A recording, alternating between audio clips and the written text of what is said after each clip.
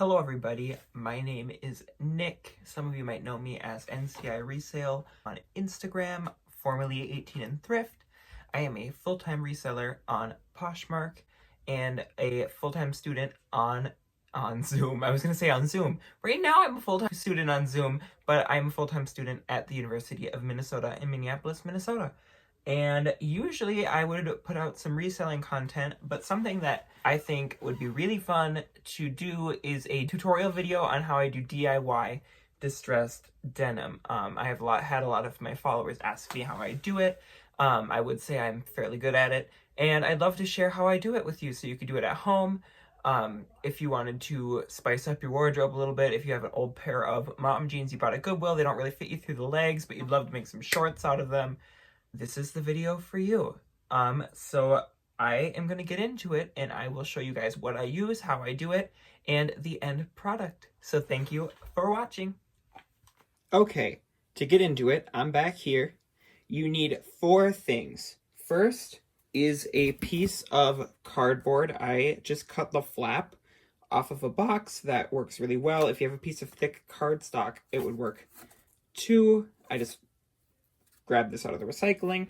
2, a pair of fabric scissors or sharp scissors.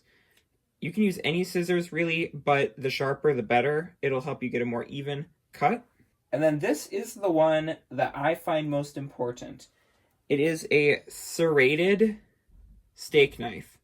A lot of people will tell you to use a fabric like roller, like almost like a pizza roller, but for fabric. I don't know what they're called. And tweezers to pluck things. Don't do that. I will get into why. I use a serrated steak knife. And of course, the 4th thing that you need is a pair of denim. This is a vintage pair. They are not Levi's. They are Gitano jeans, light wash. They are just from a Goodwill. High rise, if that is what you like.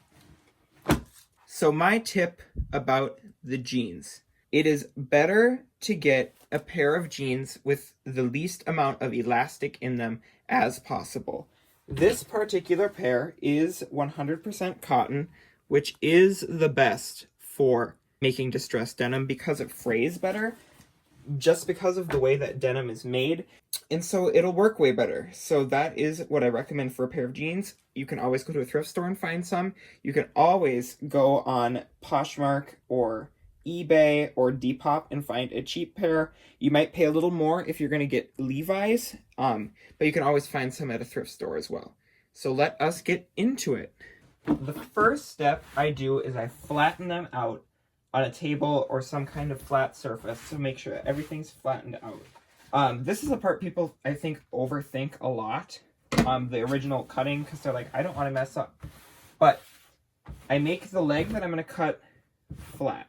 I then take my sharp scissors and I decide how long I want these to be. I usually, when I'm making them to resell, I usually try to stick 3 inches when I cut them inseam at the shortest, because of course they are going to fray up, and I honestly think that the super high cut just shorts are kind of going out of style, and so I think people are opting for a little bit of a longer inseam. So I usually go 3 to 4 inches. I have a measuring tape here. I can measure them. This, of course, isn't necessary. 3 inches is right here. I usually take my knuckle and go 1, 2, 3. And at the end of that, I cut. When I do make the cut, I always cut up at an angle. This allows, I'm standing now, I'm sorry. Allows for the fabric, or like the knit at the bottom, to start to fray naturally, because you're not cutting along the actual horizontal knit pattern when you cut at a slight diagonal. And I'm not cutting it at like a super high, like 10 degrees. The next thing I do is I take them and I just fold them in half and have the leg that has already been cut on top. I lay it down. I make sure that the inseam is folded right onto the inseam and matches. It's okay if the 2 sides of the shorts don't match 100% perfectly, because they are going to fray and nobody will ever be able to tell. And once they are lined up, I go ahead and take my scissors and just follow the other legs as a guide. Like I said, it doesn't have to be perfect because nobody will ever be able to tell.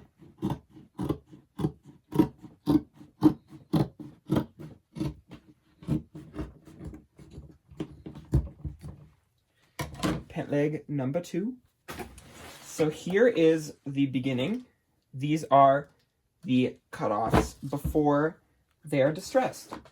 Pretty plain, but I will get into how to distress them. So this is where the piece of cardboard and the psycho knife come in. So I take the piece of cardboard and I insert it into the leg. It does not matter which leg you start with. I just put it in. The reason why I use the piece of cardboard is so when I'm going ham with the knife, I don't accidentally rip through A, the back of the shorts, B, the pocket, or C, my finger or hand if I was trying to separate the two legs manually.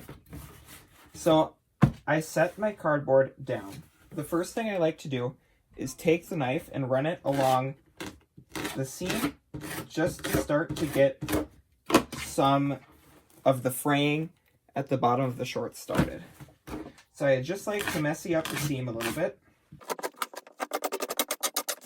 Alright, after I do that, now this is where you can decide. Some people like a lot of distressing on their shorts. Some people like very minimal distressing on their shorts.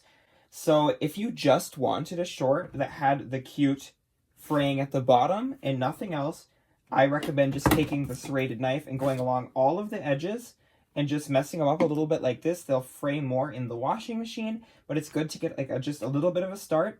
You can always make them a little longer inseam as well so that you can cuff them. These are long enough that you could get a little cuff. They'd just be pretty short, but it would still be very cute. This pair, just for the sake of the video, I am going to distress some more, so I will get into how to do that. So I take my serrated knife. This is the part where a lot of people will have rolling fabric cutters, and they will cut horizontal lines exactly where they want them, and they will literally tweeze out strips of fabric. Don't do that. That is the biggest waste of time, and honestly, it makes fake looking holes, and you know exactly what I mean when I say that. So what I recommend is I say take the knife, decide where you want the distressing to be. I recommend staying towards the outer seam of the pants when you are making holes, just because they will get bigger as you wash them, and you don't want any surprises if they're too close to the middle. So I take my knife and I'm going to make a horizontal slice. Now when I do that, I'm making it horizontal, not to the seam, but to the top of the jeans. And I'm just going to go ahead and make a big slice. It doesn't have to be pretty, but I'm going to make a big cut. So now you're going to see that you're going to get this distressing here. You can take this and literally rip it. And I don't know how much you can rip it to your preference. I'm going to make this sides a little longer right here in the middle of the cut. So I'm going to make it go all the way to the seam. From here, I take my knife and I'm going to run it over this part between the bottom seam and this open cut to make the structure of the knit break it up, and so it'll be easier for the unwanted fabric to fall out when it's being washed. This is kind of noisy, just a warning, don't do it when you have other people in your house trying to sleep. The nice thing about this serrated knife too is you can kind of rub it horizontally and the fabric will come out a little bit. As you can see, it is starting to come out more like I want it to look. I do think that I want this part to be a little wider, so again, I'm just going to grab it and rip it right along the seam so it's a little more uneven.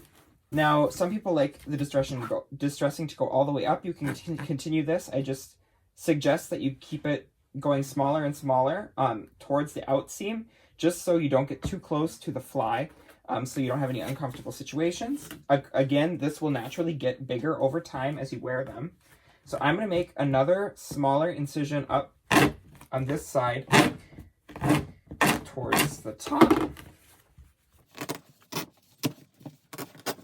And again, I'm going to gradually cut this up between the two holes.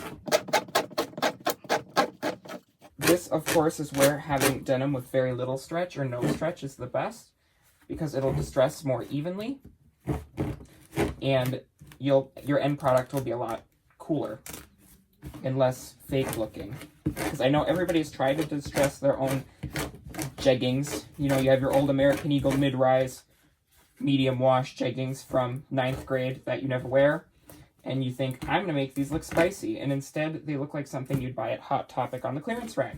And we don't want that. We want cute denim shorts for the summertime.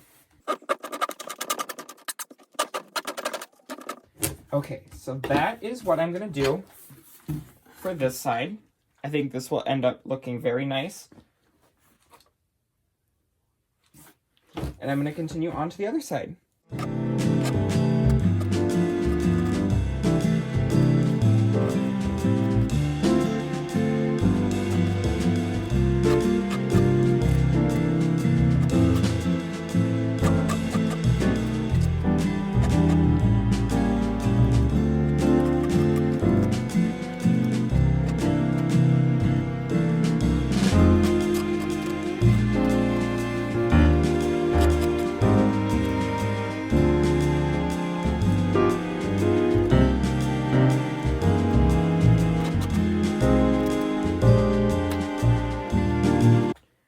Okay, so now that I have the main distressing done on both sides of the shorts, I'm going to add a couple more details throughout.